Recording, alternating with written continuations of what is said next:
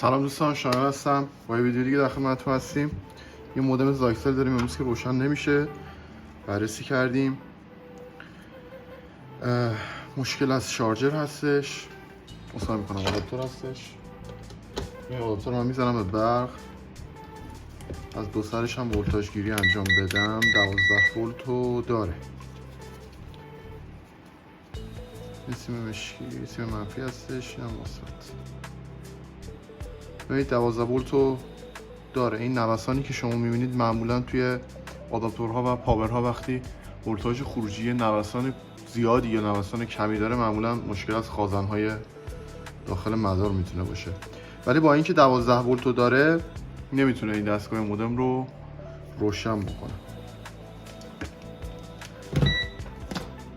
خب من برق میکشم. این آداپتور رو من عقب باز کردم. دوستان برای باز کردن آداپتورهای مودم، لپتاپ، موبایل، گوشی، هر چی هست، برای اینکه خیلی ظاهر آداپتور به هم نریزه، چون اگه اینو بخوام بدون استفاده از وسیله خاصی باز بکنم کنارهاش ممکنه بشکنه، کلا آداپتور ممکنه از بین بره. بهترین روش برای باز کردن اینا که چون پیچی نیستن، استفاده از تینر 10000 و پنبه هستش. شما پنبه رو آغشته میکنید به تینر، دور خطوطی که قراره دستگاه رو بازش باز کنید آغشته میکنید. دقت کنید یه ذره رنگش رفته، چون من تینر کشیدم همراه پنبه، یه مقدار رنگش رفته. خب این رنگ رفتن این خیلی بهتر از اینه که کلا بخواد این ورش بشکنه موقع باز شدن. توجه داشته باشید آداپتورها رو با این روش میشه خیلی راحت تر باز کرد. بعدش هم که دیگه قاب بازکن میندازیم، حالا فلزی، پلاستیکی، هر چی اینجوری بازش میکنیم. خب این مدارش هستش. یه مقدار برآمدگی من اینجا احساس میکنم، ولی خب خیلی کوچولوه. مقدار خازن هم 10 میکروفاراد هستش. برای تست خازن هم دو تا پایه‌اش رو پیدا میکنیم. پایه مثبت منفیش رو تشخیص بدیم. ببینید این قسمتی که هاشور زده شده پایه منفیه دیگه، یعنی این وریه میشه. این هم که پایه مثبت. پس خازن اینجوری هست. مولتیمتر رو میذاریم روی تست خازن. این تست خازن مولتیمتر هستش. علامت تست خازن مولتیمتر بنده. خب گفتیم مشکیه میشه، یعنی منفی میشه این سمت، این پایین.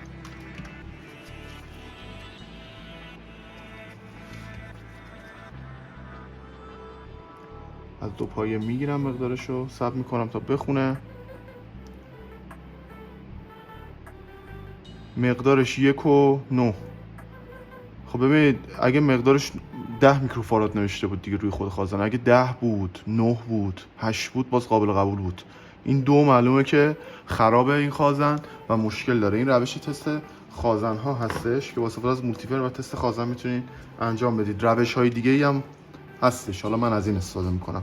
یه نکته ای هم هست، شما وقتی روی بورد یه خازنی تست میکنید ممکنه روی بورد مشکل‌دار نشون بده با این تستی که الان من گرفتم، ولی وقتی میاری بیرون برای اطمینان خاطر یه بار دیگه هم باید تست بکنی.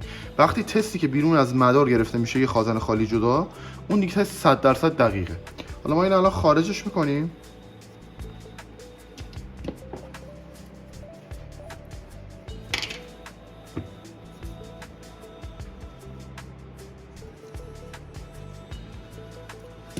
من روغن لحیم هم تموم شده از این.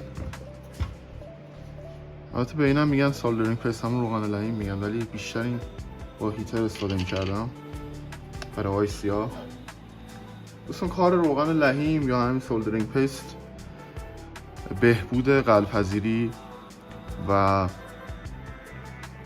بالا بردن کیفیت کار، عرضم به حضورتون که مقاومت برد. یعنی شما اگر بخوایم مثال این آی سی رو بدون روغن لحیم خارج کنید، مثلا این حالا یا این یا هر چی، ممکنه دچار مشکل بشید و اینکه یه قسمتی از برد پی سی بیش بسوزه، کنده بشه و یه مقدار قلب بمونه جای پایه هاش. پس بهتره که از روغن لحیم استفاده بشه. یه بنده خدایی هم ما یه چند وقت پیش ویدیویی گذاشته بودیم راجع به تعمیر ریسیور و لحیم کاری. اومده بود کامنت گذاشته بود که عزیزم بردو نمیسوزونن و فلان و اینا. روغن لحیم مال نوک و حویه نیست، باید بیای بریزی رو برد درست داره میگه چیزایی ها، ولی برای یه آیسی مثل این شما روغن لیمو میریزی رو برد، سولدرینگ پیستو میریزی روی برد که هم مقاومتش قطعش بره بالا، یعنی نسوزه با حرارت سریعتر، هم پی سی بی زیرش حفاظت بکنه. یه خازن من میخوام عوض بکنم که روی این روغن نمیریزم که، شما به نوک هویت بزن قلش خارج میشه. هم بار خارج نشد باید ذره قل اضافه بکنیم بعد این کارو انجام بدیم. من تلاش میکنم با همین قل خودش خارج کنم. خب خازن خارج میکنیم وقتی پایاش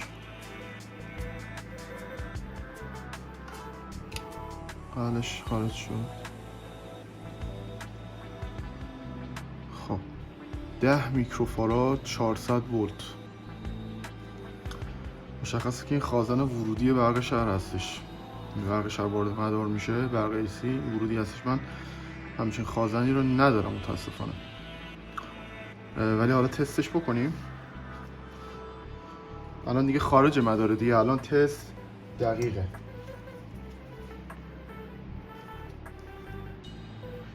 پراب منفی روی پایه منفی، پراب مثبت هم روی پایه مثبت، مولتی مترم که روی تست خازن هست. صبر میکنیم.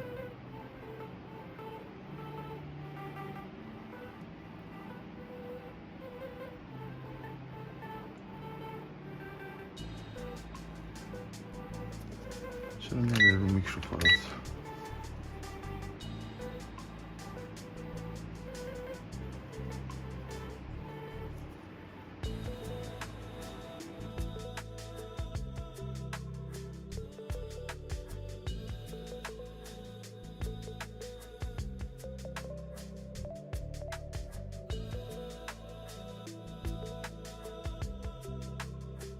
ببین الان من اینجا یه خازن سالم آوردم که اصلا حالا مقدارش اینا شبیه اون نیست، ولی مثلا اینجا قسمت منفیشه،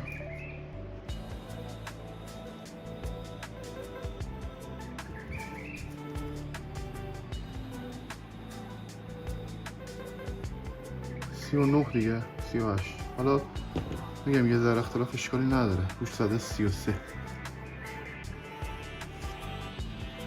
یه دونه دیگه مثلا تست کنیم 100 یه ذره بزرگتر باشه. این 1000 هست، 1000 میکروفاراد منفی.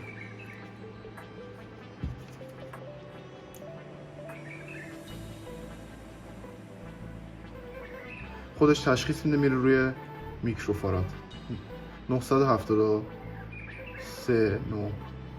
این هم سالمه 1000 دیگه.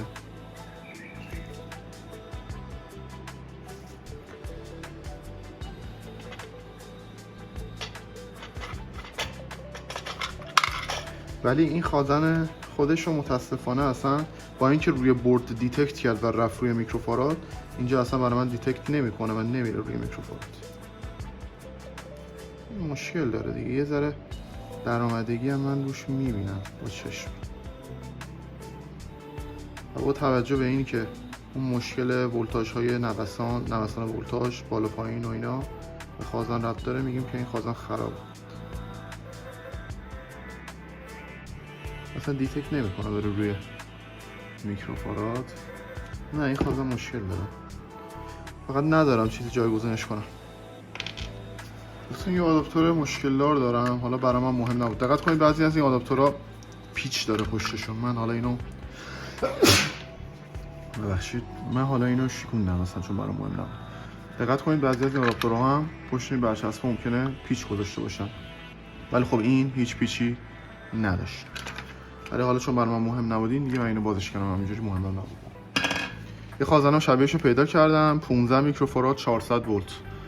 میگن مقدار همیشه همون مقدار تعیین شده بندازید، ولتاژ بالاتر باشه اشکال نداره، ولی دیگه حالا چاره‌ای نداریم. 10 میکروفاراد و 15 میکروفاراد دیگه خیلی تفاوتی نمیکنه دیگه، نهایت هم اتفاق خاصی نمیافته، نگران نباشید.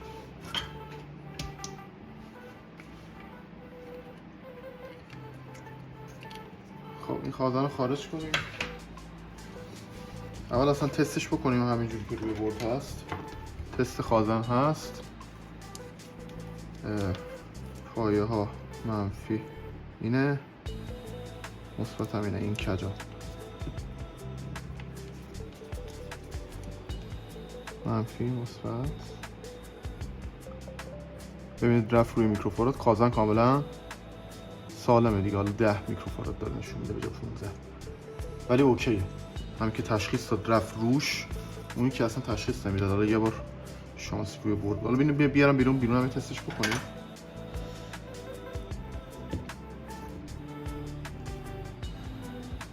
دوستان اگه خارج نشد میتونید با استفاده از مقدار سیم قل کاری بکنید بعد خارج بکنید. ولی اگه همینجور حالت عادی خارج بشه که دیگه چه بهتر.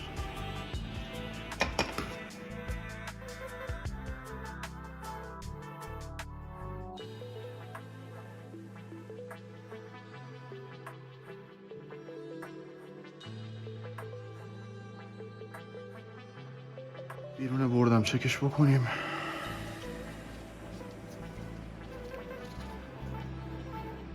منفی روی پایه منفی، مثبت هم پایه مثبت.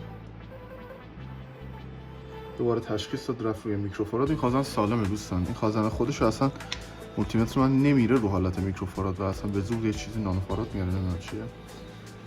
نه درد نمیخوره. خازن خرابه.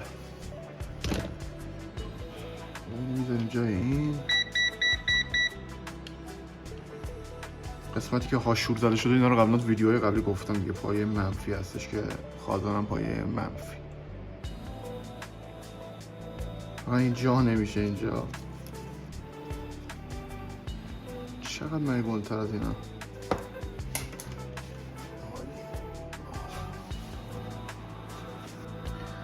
واقعا حقیقت این خازنه اینجا جا نمیشد. منم فکر نکردم. اومدم پایه‌شو بلند کردم، پایه زیرش لعین کردم. ببین ما چه کاری داریم میکنه ولی که این درست شد دیگه. یکی نیست بگه آقا برو یه آداپتور بخر دیگه.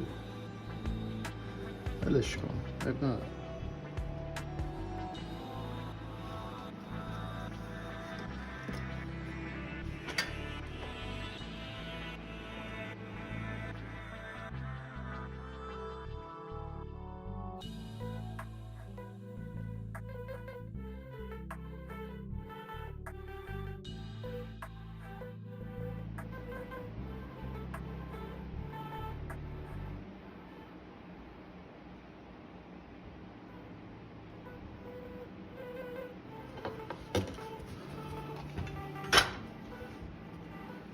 اضافه هاشو قطع کنم.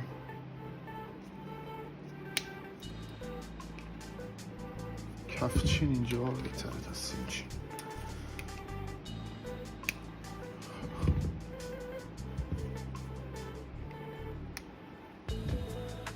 یه تست بگیرم.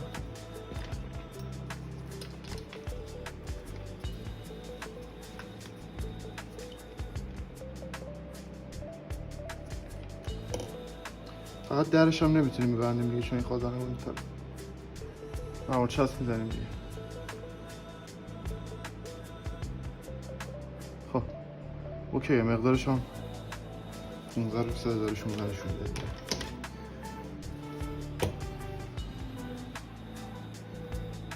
بزنیم دیگه. امید خدا که نمیتره که دست بالامون. درش هم که نمیتونم بزنم.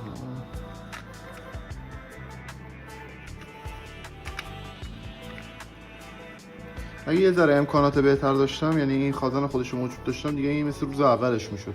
درش قشنگ بسته میشد، خوشگل تمیز. دیگه نداشتم دیگه، وقتم نداشتم که برم تهیه‌اش کنم. نه این بسته نمیشه.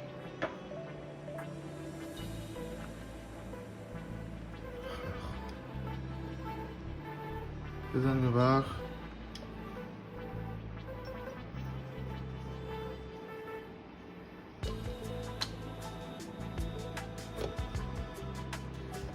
حالا که چیزی نترکیده. یه ولتاژ بگیریم.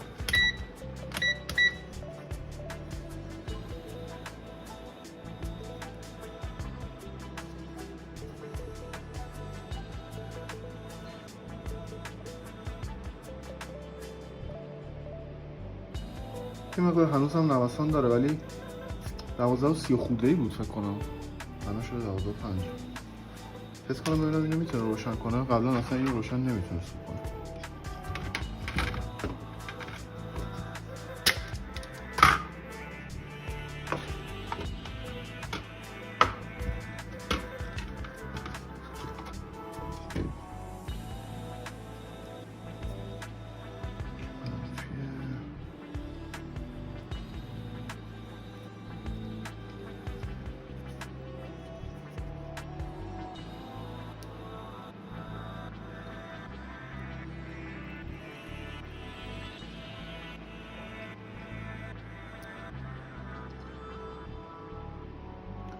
نه باز مشکل داره این آداپتور دیگه. وای خازنش هم عوض کردیم، مشکلش حل نشد متاسفانه. نمیتونه روشنش کنه.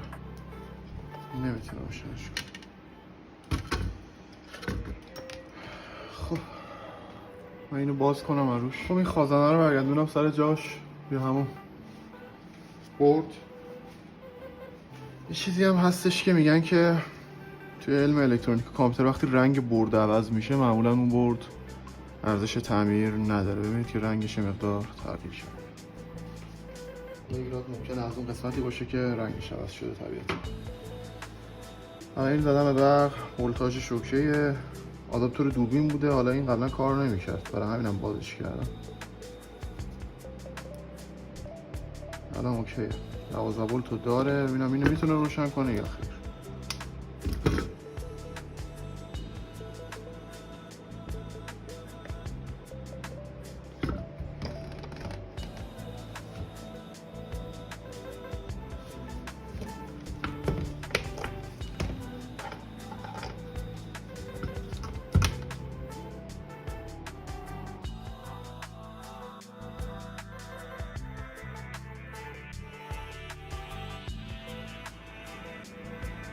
دوستان همونطور که میبینید داره با این آداپتور قدیمی ما و دوربین داره کار میکنه و دستگاه بدون مشکل روشن شد.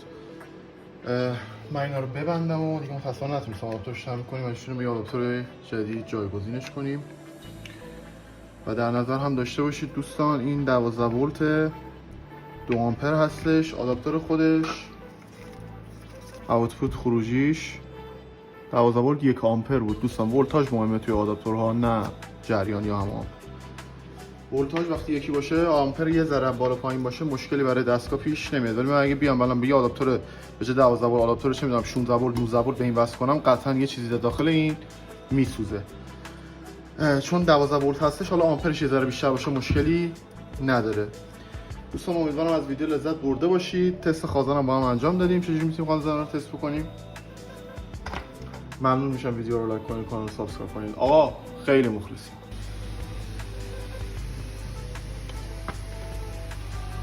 آداپتور رو وصل کردم مستقیم، چون سیکتش رو نداشتم، سیکتش نمیخورد به فابریکش. مستقیم برقی وصلش کردم و دارم حالا یه ذره هات یا چسب حرارتی بهش میزنم. هیتر رو گذاشتم به 500 درجه و چسب حرارتی آرمان رو ذوب میکنم.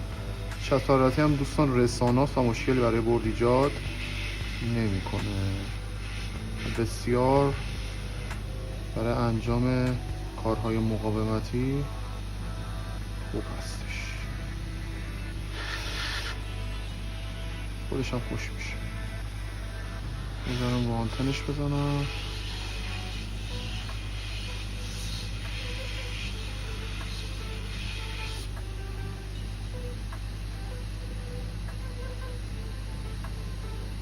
سیمش یه ذره شل بود در دوستان مقاومتش رو میبره بالا.